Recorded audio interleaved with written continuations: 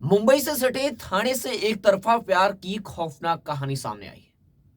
आइए ये कहानी आप लोगों को विस्तार से बताता हूं, जो कहानी काफी खौफनाक है। नमस्कार दोस्तों, मेरा नाम है ब्रिजेश यादव। फिर हाजिर हूं क्राइम स्टोरी श्रृंखला के एक नए एपिसोड में।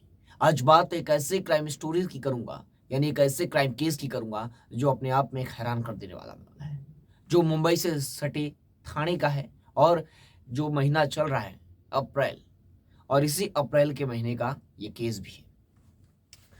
मुंबई से सटे थाने में एक नाला है। उरण, आपको बता दें, उरण के चिरनेरा खरपाड़ा में जो एरिया है, जो लोकेलिटी है, वहां पर एक नाला है। उस नाले में लोगों की आवाजाही, इक्का दुक्का लोग आते जाते रहते हैं कचरा फेंकने उस नाले के अंदर, या नाले में नाला पार करते हैं, एरिया में आसपास जाते हैं। लोगों का मूवमेंट वहां पर रहता है। और वहां पर सुनसान एरिया है, लेकिन कुछ लोगों का मूवमेंट, एक दो लोग वहां पर अक्सर दिखाई देते हैं। तो वो नाले के अंदर लग जो पानी होता है, अब गर्मी का मौसम चल रहा है, सूख चुका है। इतनी ज्यादा गर्मी है कि नाले में थोड़ा भी पानी नहीं है, पूरा सूख चुका है वो नाला। और वो इसी नाले से एक बदबू आ रही थी, और बदबू काफी खराब आ रही थी, यानी कैसे कोई जानवर मरा है। लेकिन जानवर भी मरता है तो उससे भी खतरनाक और एकदम असहनीय बदबू आ रही थी, जो जिसे लोग कंट्रोल नहीं कर पा रहे थे, इतना ज्यादा थी। तो लोगों ने सोचा कि क्या मरा है, और आसपास थोड़ा देखते हैं। तो लोगों ने जब वहां पर जाकर देखा तो चद्दर में लिपटी हुई कुछ बॉडी पड़ी हुई है, और उस यहाँ से खून बहुत निकला है, और खून पूरा सूख चुका है। लोगों ने जब उसको देखा तो उनको जो वहां पर उनकी जाने की हिम्मत तो नहीं हुई, और उन्हें लगा अगर चद्दर में लिपटा हुआ है और बदबू इस तरह की आ रही है तो कुछ गड़बड़ हो सकता है। तो उन्होंने तुरंत बिना देर किए हुए नजदीकी पुलिस स्टेशन को, यानी उरण पुलिस स्टेशन को इन्फॉर्म कर दिया, और मौके पर उरण पुलिस स्टेशन की टीम पहुंच गई। पुलिस ने जब हाथ में ग्लव्स लगाया और वहां पर जो बदबू आ रही थी उस बदबू से कंट्रोल, यानी आगे जाने के लिए अपने चेहरे पर मास्क लगाया, और उरण पुलिस की टीम आगे बढ़ी। नाले में जब आगे बढ़ी तो जब चद्दर को हटाया तो एक महिला की लाश थी, और पूरा डिकम्पोज हो चुकी थी, यानी पूरी सड़ चुकी थी। और दिन था 25 अप्रैल। 25 अप्रैल के दिन ये बॉडी मिली उस नाले के अंदर, उरण के अंदर। और बॉडी लगभग पूरी सड़ चुकी थी, कीड़े पड़ चुके थे।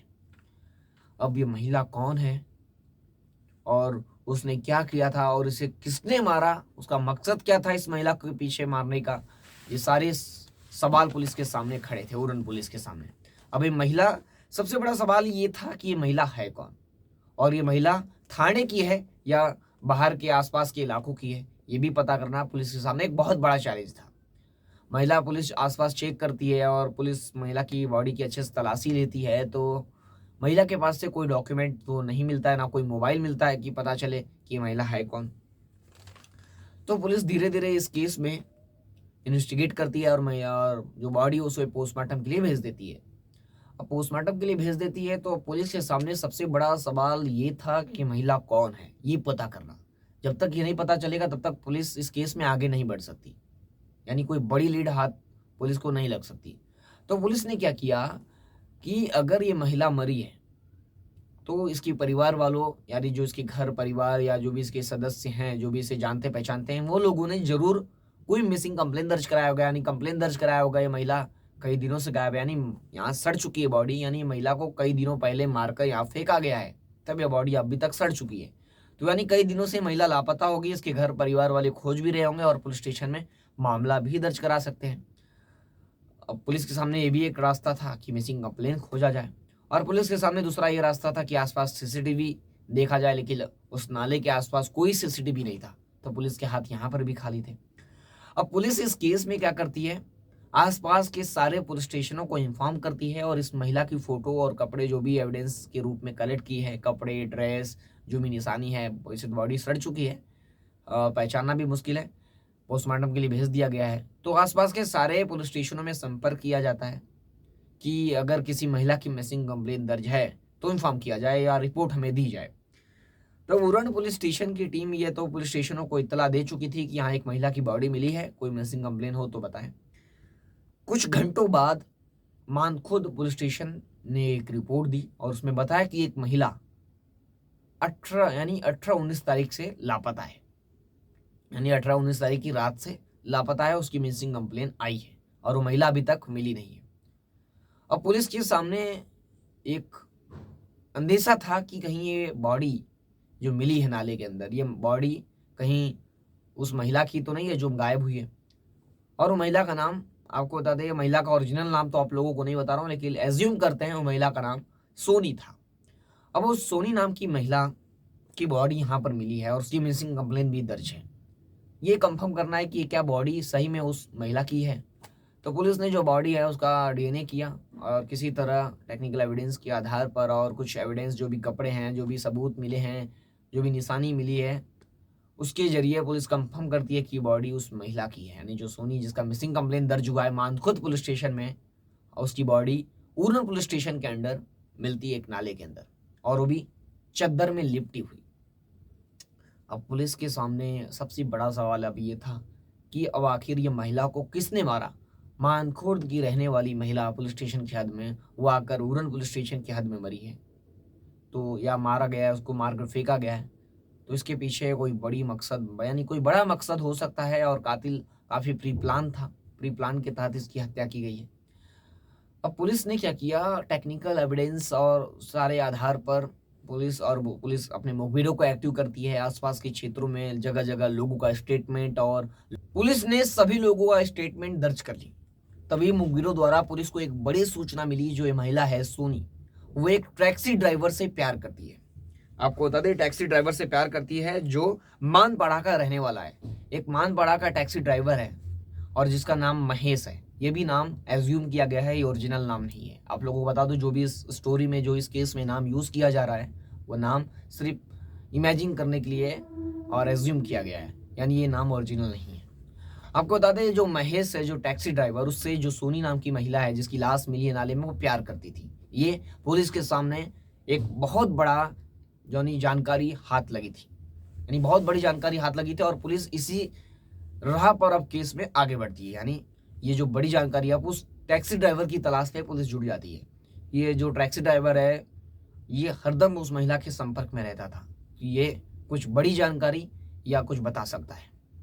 अब पुलिस जब टैक्सी ड्राइवर को खोजती है मानपाड़ा में जाकर, तो वो मानपाड़ा इलाके में नहीं मिलता।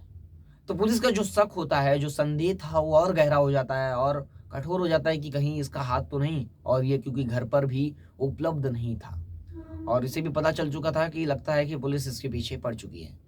अब ये पुलिस को मिल नहीं रहा था, लेकिन पुलिस किसी तरह मुखबिरों को एक्टिव करती है और टेक्निकल एनालिसिस और मोबाइल ट्रैक करके किसी तरह इसे गिरफ्तार कर लेती है। गिरफ्तार करने के बाद एक, जो हर केस में जिस तरह की कहानी ओपन होती है, और इस केस में भी उसी तरह की कहानी ओपन हुई। कहानी ये थी, जो ये टैक्सी ड्राइवर है महेश, इसका अफेयर जो सोनी नाम की महिला है उससे लंबे समय से था। इन लोगों के संबंध बनते थे और ये लोग कई सालों से एक दूसरे से संपर्क में और साथ रहते थे, यानी एक दूसरे से प्यार करते थे, ऐसा इन लोगों को लगता था। और जो सोनी नाम की महिला है जो थी, वो काफ़ी इससे प्यार भी करती थी।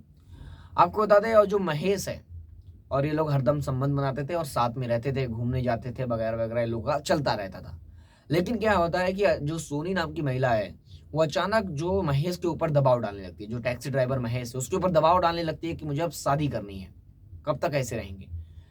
अब शादी करने का जब वो दबाव डालती है, तो जो महेश होता है वो टेंशन में हो जाता है, वो शादी करने के लिए मना कर देता है, और वो लगातार फिर दबाव बनाती है शादी का, और वो फ्रस्ट्रेट हो जाता है, यानी जो महेश है वो परेशान हो जाता है। अब वो क्या करता है, एक दिन जो महिला है सोनी नाम की महिला, 18 अप्रैल के दिन इसे शाम को मानपाड़ा बुलाता है, और ये अपना टैक्सी लेकर आता है और महिला को बैठाता है और घूमने के लिए एक ड्राइव पर ले जाता है, यानी थाने लेके जाता है, खड़ौली थाने के खड़ौली लेकर जाता है। और वहां पर एक दिन बाद 19 अप्रैल को लगभग रात के 1 बजे टैक्सी के अंदर ही महिला की गला दबाकर हत्या कर देता है, और हत्या करने के बाद ऊरन के एक नाले में ले जाकर सुनसान जगह पर फेंक देता है, और पुलिस को वो बॉडी मिलती है लगभग 6 दिन बाद, यानी 18 तारीख को रात में मर्डर करता है। उसके लगभग 5-6 दिन बाद वो महिला की लाश नाले के अंदर 25 अप्रैल को मिलती है, और उसके बाद लोगों ने पुलिस को इन्फॉर्म किया और पुलिस ने इस केस में इन्वेस्टिगेट शुरू की। ऐसी लेटेस्ट कहानियों के लिए लगातार देखते रहे हमारे साथ, सावधान रहें, सतर्क रहें। फिर मिलूंगा एक नई कहानी के साथ।